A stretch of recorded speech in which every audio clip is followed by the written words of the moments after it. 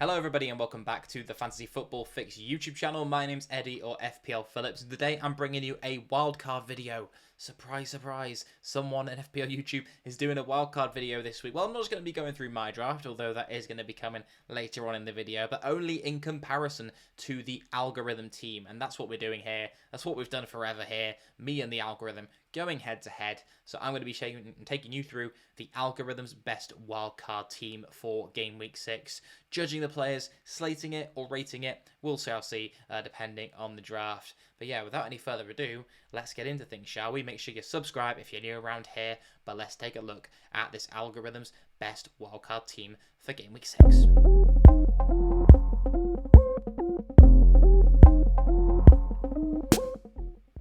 So yeah, no unnecessarily long intro, let's just get into things. If you're looking forward to this video, then leave a thumbs up. But the goalkeeper of this team is going to be Robert Sanchez, 4.5 million Chelsea goalkeeper. And I think he's the main debate against Raya for this week on the wild card in my view. 4.5 million, I don't see you getting much better than a Sanchez. I think Sells at Nottingham Forest has looked pretty good.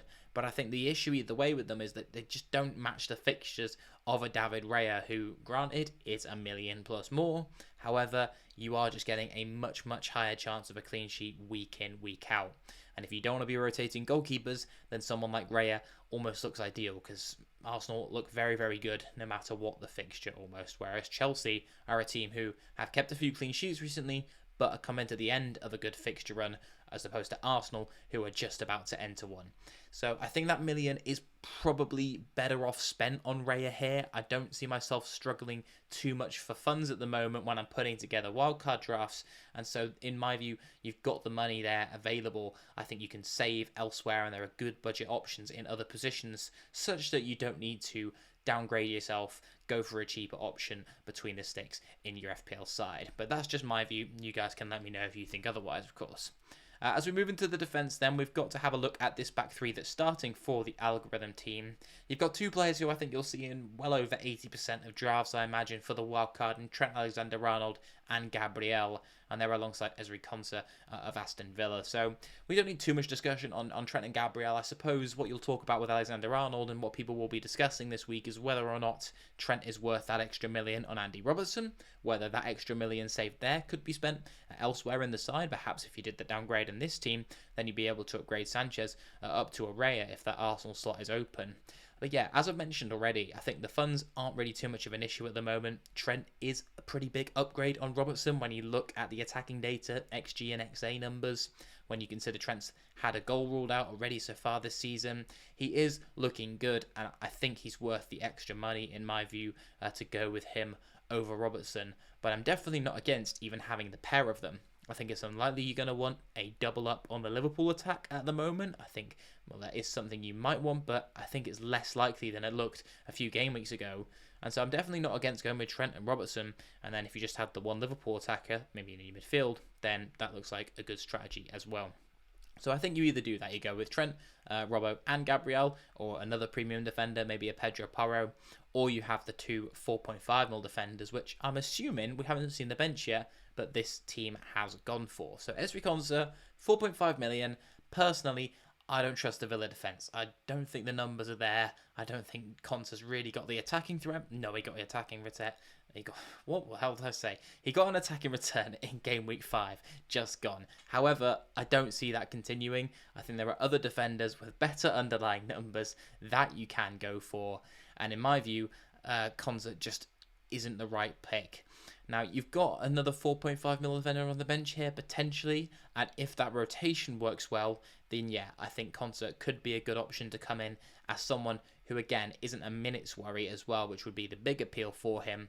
However, I don't think he's maybe quite as good as an option as maybe some of the other picks at that price. I actually quite like Levi Colwill, again, a defender who's got decent numbers, but isn't going to have amazing attacking threat across the course of a season, you'd imagine. But yeah, Konsa, decent pick. Doesn't wow me, doesn't excite me that much, but that's sometimes what you need in that third defender pick who's a cheap one. Just someone who'll take over, get the occasional clean sheet maybe. If he gets an attack in return, then you're in dreamland. But yeah, we'll move into the midfield then and come back to reassess the defence as we reveal the bench and have the full back five in for context. But the midfield, we're going to see the main starting four here in Saka, Eze, Carvalho, and Mbeumo. I almost said Salah there. I'm just so used to seeing him in these teams. So we've got Saka in here, who's going to be the premium of choice for the majority of drafts. Leicester at home, followed by a really nice set of fixtures for Arsenal. You've then got Eze in here, who is probably a more surprising option to go for. I think that many people will be looking towards Luis Diaz potentially as that second mid-price midfielder spot. And Eze is still going to tick along, I think. Crystal Palace haven't quite got amazing fixtures. I don't think they've wowed me as much. They've missed Elise so far this season for sure. Maybe they can find their groove, but I think you're kind of asking maybe a bit too much on Eze so far this campaign. And Nketiah has come in. He has looked okay, but they haven't wowed me. Maybe they just need a bit of time to gel with that new addition to the lineup. But yeah, what does excite me more is this Brentford double up of Carvalho and Mbeumo. Mbeumo is going to be in every team. Great fixtures for Brentford coming up next. He's the talisman. He's the man on pens. 90-minute man. Actually does okay without Vissa statistically and historically. So I'm not worried about him in the slightest. Carvalho, however, 4.8 million is one who I really like as like a spicy differential. You've just got to be aware of the minutes risk that is there. I think that you've got Schade who could come in. I'm not sure if Brentford have decided on who's going to be their starting lineup week in, week out, whether or not Carvalho is going to come in and lock down that slot straight away. He looked okay last game week and last time out. His underlying data wasn't too poor for it as well. Average position looked pretty good. So I'd be happy to go for him as like a fourth or maybe even just the fifth midfield option, because 4.8 million, I mean, he's 0.3 million above the base price of a midfielder. So very happy to go with him at that price point, to be honest. But I'll be interested to see who's on the bench as that fifth midfield slot here. As we move into the front line, we're going to see Chris Wood alongside Kai Havertz and Erling Haaland. So it is interesting to see that the algorithm is backing a double up on the Arsenal attack as opposed to a double up on the Arsenal defence. And now Kai Havertz looked very, very good in the first 2 game weeks, or first 3 game weeks of the season. I think they had one tough game against Villa where he was kept a bit quiet, but I think the Odegaard missing out will be a big factor in Havertz's positioning, and we've yet to see a game, where Odegaard's been missing, where Havertz has had the free rein like he might in a Leicester game, and obviously Arsenal are going to score goals in these next 3 fixtures, you'd imagine. But I still do think that the defensive double-up might be a better use of funds. And if you're going to go all that way and spend in excess of 8 million, then maybe there's another striker like a Solanke, a 7.5, who you could go for. That frees up an Arsenal slot for you, and I think Solanke's probably pick of the bunch in that Spurs team right now alongside Pedro Porro. So I like Havertz as a pick, don't get me wrong.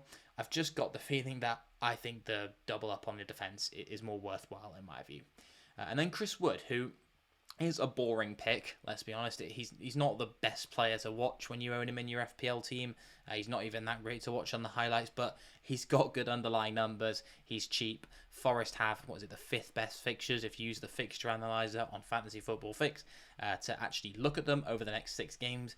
He looks very good for fixture difficulty. So, yeah, I think Chris Wood is one of those picks who will pick you up maybe 6 to 10 points every game week or every other game week, and you just should be happy with that and just take it and move on and value him as that asset that he is, where he's not got the highest ceiling in the world unless he goes to Newcastle and bags a hat-trick, but in general, he's going to tick along and do quite nicely for you as a relatively consistent forward and not someone like, Jamie Vardy or Calvert-Lewin, where I could definitely see him flopping and not scoring, 4 weeks on the bounce.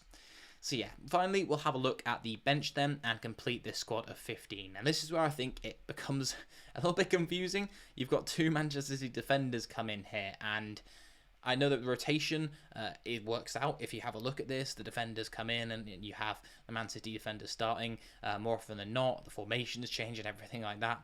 Personally, it just does my nut in with the squad structure, and it really, really bugs me out. You've also got Flecken in as the other 4.5 mil keeper, and I think Brentford have some very, very nice fixtures coming up. Why not just have Flecken then and maybe not have Sanchez and save that 0.5 million to invest it elsewhere? We've got Winks as the 5th midfielder, so no depth there really. You're going to have to start Carvalho week in, week out. And so I think a bit of that money could have been taken out one of those defenders, or maybe even both of those Man City defenders, and invested into upgrading that fifth midfield slot to a Rodgers or a Semenyo or someone like that. I mean, I can give advice on what I would change about this team. The truth is, this team is the way it is. We're going to just about show you mine now, and you can decide in the comments whether you think the algorithm or mine is better. Spoiler, mine is better, and I'm not biased at all. So let's get into having a look at my side.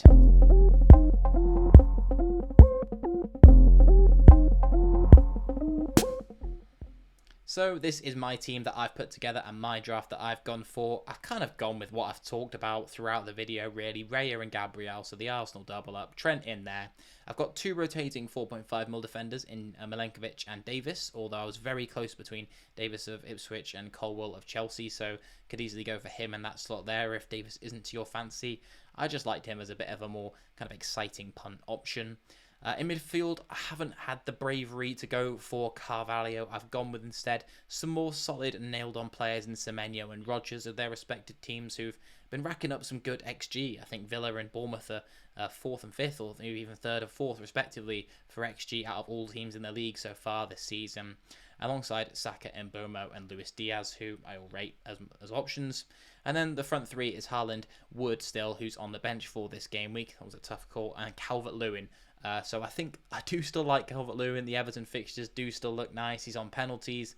When he's fit and available, I think it's hard to back against him. I know Everton aren't going to score the most goals in the league, but I still think he offers great value. What is it, 5.9 million now? There was even a little bit of money left over with this draft, so if you wanted to, I believe you could upgrade Calvert-Lewin to Solanke. For me, at least, for my squad value, I think it was pretty comfortable, like a 2 million left or something, that you could be able to do that. So Calvert-Lewin at 6 and Solanke at 7.5. You can upgrade there if you'd rather go for him. But I like this structure, and I think this squad will pan out quite well for the foreseeable future. And yeah, you guys, it's time to let me know down below in the comments. Do you like my squad more, or do you like the algorithms team more? I'm interested to know, and why, down below in the comments as well. I'll try to reply to every single one of you. If you've made it this far in the video, thank you for bearing with me and, you know, taking in all the FPL knowledge that I've got on offer for all of you. But yeah, until the next video, which will be Eddie versus the algorithm as the series continues into Game Week 6 later in the week, I will bid you a farewell. Thank you for watching. Thumbs up if you enjoyed. Subscribe if you're new. All that stuff. And I'll see you, hopefully, in the next one. Goodbye.